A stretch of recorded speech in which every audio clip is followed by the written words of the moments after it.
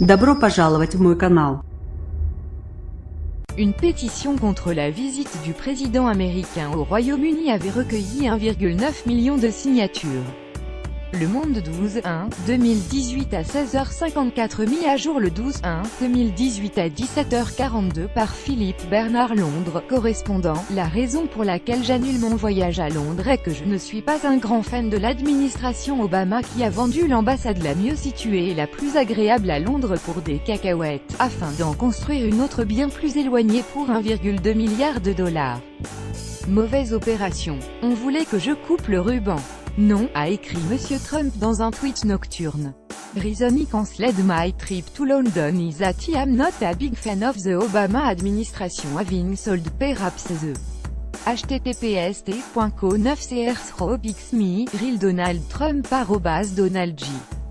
Trump. Une pétition hostile à une visite d'État avait recueilli 1,9 million de signatures.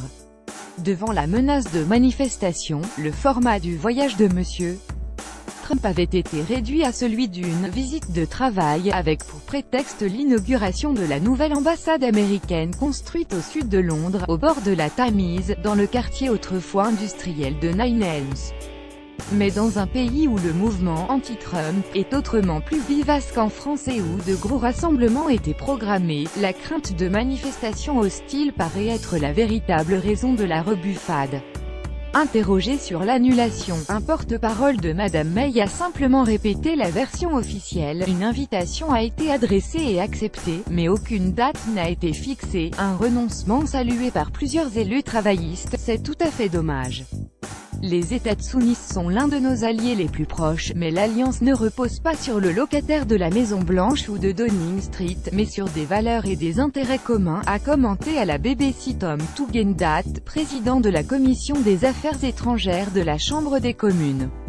En même temps, je crois que cela reflète le fait que, alors que d'autres critiquent Donald Trump en français, italien ou coréen, nous le critiquons en anglais, ce qui est beaucoup plus facile à comprendre pour lui. Le renoncement de Monsieur Trump a été salué par plusieurs élus travaillistes, dont le leader Jeremy Corbyn, qui avait appelé à protester contre sa venue. C'est une bonne chose qu'il ne vienne plus, a estimé Chouka Oumouna, député et figure du Labour. Il va à l'encontre des valeurs britanniques. Pour le maire travailliste de Londres, Sadiq Khan, il semble que le président Trump ait compris le message envoyé par de nombreux Londoniens qui aiment et admirent l'Amérique et les Américains, mais trouvent que ses politiques et ses actions sont complètement à l'opposé des valeurs d'inclusion, de diversité et de tolérance que défend notre ville. Un porte-parole des Lib Dems s'est aussi félicité du renoncement de Monsieur Trump en persiflant. L'autorité de Theresa May est si faible qu'elle n'a pas eu le courage d'annuler elle-même la visite. En janvier 2017, LY a tout juste un an, juste après l'investiture de Monsieur Trump, la première ministre, qui a besoin du président américain pour décrocher un accord commercial post-Brexit avec les États-Unis, s'était précipitée à la Maison-Blanche. L'image du président lui prenant la main avait fait scandale. Elle apparaît aujourd'hui comme un symbole de faiblesse et de compromission. Boris Johnson. Trump aboie plus qu'il ne mord. Entre-temps, les relations entre Londres et Washington ont connu plusieurs coups de froid. Le 29 novembre, le président américain a retweeté à ses quelques 40 millions d'abonnés 3 vidéos anti-musulmanes mises en ligne par Britain First, un groupuscule britannique d'extrême droite, lui offrant une audience inespérée.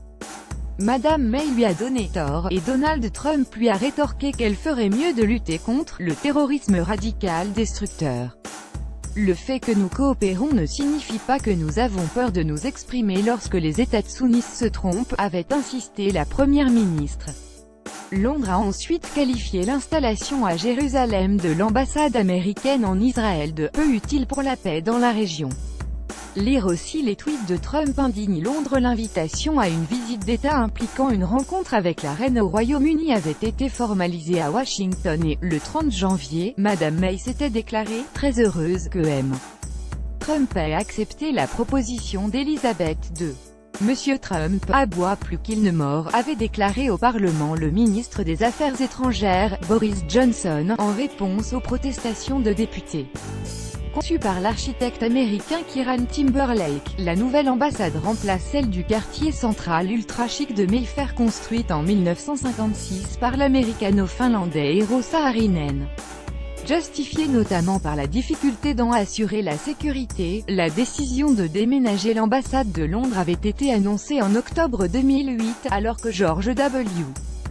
Bush était encore président, et non Barack Obama, comme M. Trump le laisse entendre aujourd'hui. De sources officielles, le coût du transfert a été intégralement couvert par l'énorme plus-value de la vente du bâtiment de Mayfair à un promoteur qatari, qui l'a transformé à la fin 2016 en hôtel de luxe.